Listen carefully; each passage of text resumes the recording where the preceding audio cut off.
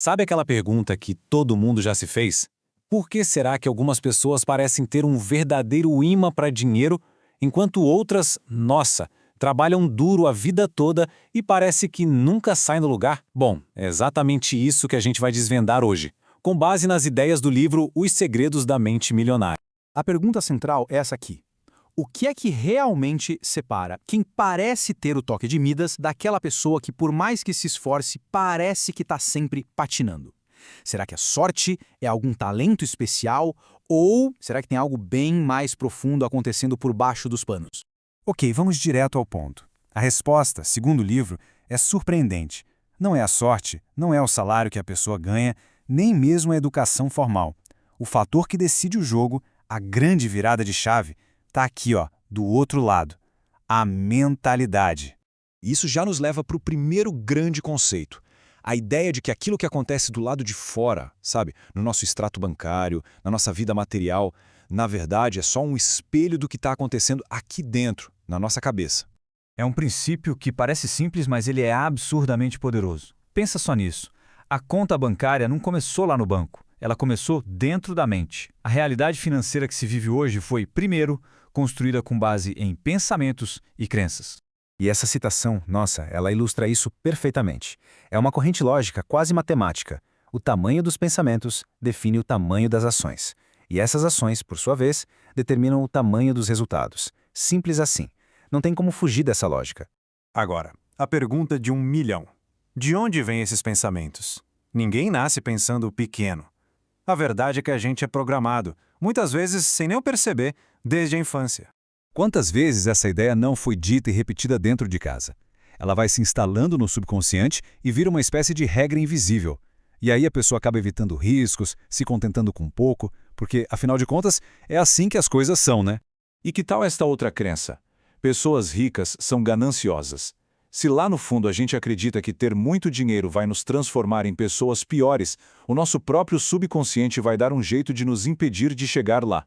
É a autossabotagem em sua forma mais pura.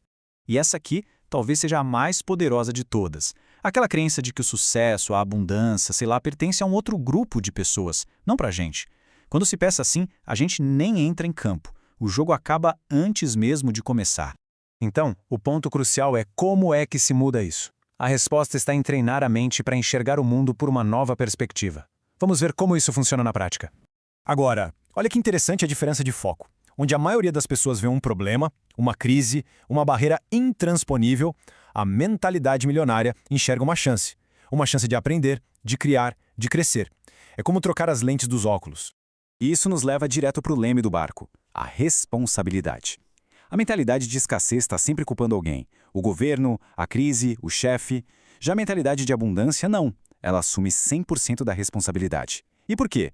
Porque quem assume a responsabilidade pega o leme. E quem tem o leme nas mãos tem o poder de mudar a direção. Ok, mentalidade ajustada, responsabilidade assumida, qual que é o próximo passo? É a ação.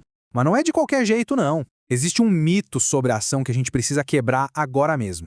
O mito que paralisa todo mundo é este. A gente fica esperando ter confiança para poder agir. Mas a realidade, segundo o livro, é o exato oposto. A confiança não é o ponto de partida, ela é a linha de chegada. A pessoa age mesmo com medo, mesmo com dúvida, e é o próprio ato de agir que constrói aquela confiança que ela tanto procurava.